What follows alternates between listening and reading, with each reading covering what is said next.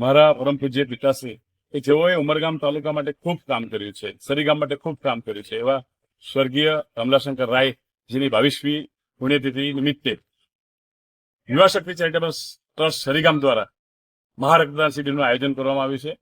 અને દર વર્ષની જેમ અમે આ રક્તદાન શિબિર દર વર્ષે કરીએ છીએ. અગાઉ આ ચોથો અમારો કેમ્પ છે. અગાઉ પણ એમની પુણ્યતિથિ નિમિત્તે કંઈક ને કંઈક સામાજિક કાર્યો અમે દર વર્ષે કરતા જ હતા.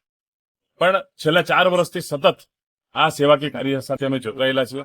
અને ગયા વર્ષે 1180 લગભગ 1200ની આસપાસ અમે બ્લડ ડોનેશન કલેક્શન કર્યું હતું, બ્લડ યુનિટ કલેક્શન કર્યા. આ વખતે અમને વિશ્વાસ છે કે 1500 પ્લસ આપણે ચોક્કસ કરીશું.